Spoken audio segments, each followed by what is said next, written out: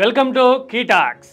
మన వ్యవసాయానికి పదును సరిపోకపోతే ఎరువు అరువు తెచ్చుకోవచ్చు, అంతవరకు ఓకే.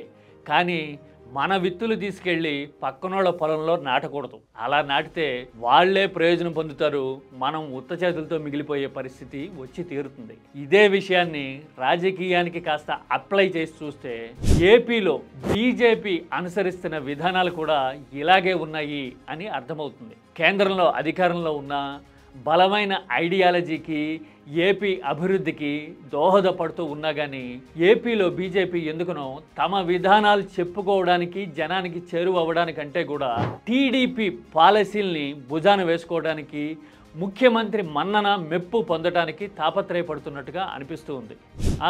అనిపించింది మిత్రపక్షం కాబట్టి ఇలా చేస్తుంది అని అంటారేమో. వాళ్ళకి మొదట్లోనే సమాధానం చెప్తున్నా, కూటమి అన్నంత మాత్రాన ప్రజా సంక్షేమం విషయంలో కలిసి పనిచేస్తారు కానీ సొంత రాజకీయ ఐడియాలజీని వదిలేసి పక్క పార్టీ భావజాలాన్ని రాజకీయ అవసరాన్ని నెత్తికెత్తుకున్న చరిత్ర ఏపీలోనే కాదు దేశంలో ఎక్కడ భూతద్దం వేసి వెతికినా దొరకదు కదా.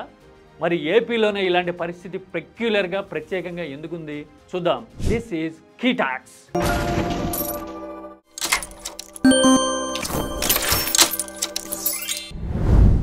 ఏపీలో బీజేపీ అనుసరిస్తున్న రాజకీయ వైఖరి వల్ల ఆ పార్టీకి ఐడియాలజీకి అడ్వాంటేజ్ లేకపోగా డిసడ్వాంటేజ్ పెరగడానికి చాలా కారణాలు నిరంతరం కనపడుతూ ఉన్నాయి. రీసెంట్ గా ఏపీ బీజేపీ అధ్యక్షుడు మాధవ్ చేసిన వ్యాఖ్యలు చూసిన తర్వాత ఇక చెప్పక తప్పదనిపించింది. బీజేపీ మీద ఒక సాఫ్ట్ కార్నర్ ఉన్నవాడిగా నేను ఓపెన్ గా ఈ మాట చెప్తున్నా. మద్యం ఆరోపణల వ్యవహారంలో మాధవ్ చేసిన కామెంట్లు చూసిన తర్వాత పబ్లిక్ రెస్పాన్స్ ని చెక్ చేసుకుంటే బీజేపీ తన పొలిటికల్ స్టాండ్ ని మాట్లాడుతున్న తీరుని ఒకసారి రీవెరిఫై చేసుకోవాల్సిన అవసరం ఉంది అనేది తెలిపోతుంది. మద్యం ఆరోపణల కేసులో జగన్ అరెస్ట్ కావడం ఖాయం అని అంటున్నారు మాధవ్. అవునా? అసలు ఇప్పటి మద్యం కేసులో దర్యాప్తు ఏంటి, ఫైండింగ్స్ ఎలా ఉన్నాయి అనే దానికన్నా కూడా ఈ మద్యం ఆరోపణలు వస్తున్న పీరియడ్ ఏదైతే ఉందో 2019-24 మధ్య జగన్తో అప్పటి ప్రభుత్వంతో బీజేపీ ఈక్వేషన్ ఏంటి సార్? ఎలాంటి సంబంధాలు నేర్పింది బీజేపీ జగన్తో? ఈ విషయం ఓపెన్ సీక్రెట్ కదా సార్.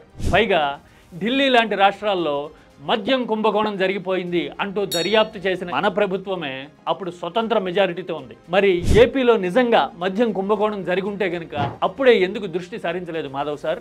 అప్పుడు జగన్తో ఈక్వేషన్స్ బాగున్నాయి కాబట్టి సైలెంట్ గా ఉన్నాము. ఇప్పుడు టీడీపీ పంచన చేరాం కాబట్టి టీడీపీ ఎజెండాను భుజాన వేసుకుని జగన్ మీద ఎలిగేషన్స్ చేస్తున్నామా? ప్రజలు ఇలాగే అనుకుంటారు కదా. మనం అప్పుడు యాక్ట్ చేసుంటే ఇప్పుడు అనే అవకాశము అధికారం మనకు ఉండేవి. మనం అప్పుడు సైలెంట్ గా ఉన్నాము, ఇప్పుడు టీడీపీ ఎత్తుకుంది కాబట్టి మద్యం ఎజెండాని మనం భుజాన వేసుకుని వంత పాడుతూ ఉన్నాం. అందుకోసమే కదా సార్ ఏపీలో బీజేపీని అవకాశవాద పార్టీ అని అనడానికి ప్రతి ఒక్కడూ ఒంటికాల మీద లేస్తూ ఉన్నారు.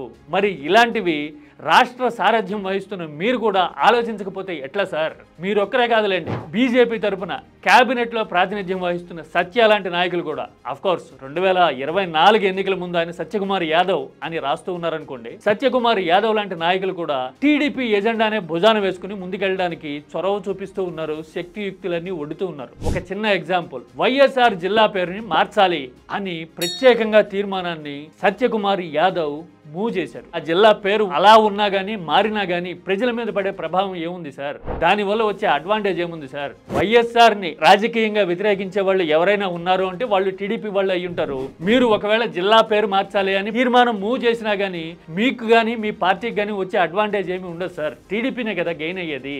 మరి ఇలాంటి లాజిక్ కూడా వదిలిపెట్టేసి టీడీపీ మెప్పు కోసం ఇలాంటి అడుగులు వేయడం వల్ల మన సొంత పార్టీకి మన ఐడియాలజీకి ఏమి అడ్వాంటేజ్ వస్తుందని అనుకుంటున్నారు అనేది తెలిస్తే గనక బీజేపీ భవిష్యత్ ఏంటి ఏపీలో అనే క్వశ్చన్ కి ఖచ్చితంగా సమాధానం దొరికి తీరుతుంది. ఇక సీఎం రమేష్ లాంటి నాయకులు మిగతా వాళ్ళు చేసే కామెంట్లు అయితే చంద్రబాబుతో వాళ్ళకున్న ఈక్వేషన్ క్లియర్ గా తెలుసు కాబట్టి వాటి గురించి పెద్దగా మాట్లాడడానికి ఏం లేదు. నిజానికి ఏపీలో బీజేపీ నాయకులకి తెలిగిపోవచ్చేమో కానీ బీజేపీ అనేది స్టేట్ లో ఎంత ఇండిస్పెన్సబుల్ ఫోర్స్ అని చెప్పడానికి ఒక్క ఎగ్జాంపుల్ చాలు. 2024 ఎన్నికలకి కొద్ది నెలల ముందు తాను స్వయంగా అరెస్ట్ అయినా కూడా చంద్రబాబు ఎన్నికల్లో స్వతంత్రంగా వెళ్లే సాహసం చేయలా. ఢిల్లీ వెళ్లి బీజేపీని ఒప్పించి పొత్తు పెట్టుకుని కూటమి కట్టే బరిలోకి దిగారు.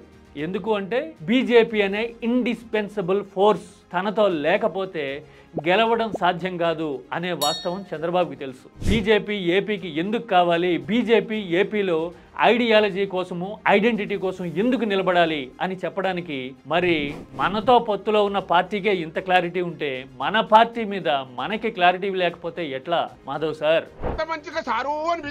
సరే, ఈ విషయాన్ని పక్కన పెట్టి భక్తి భావజాలం ఇంపాక్ట్ ఎలా ఉంటాయో ఒకసారి చూద్దాం.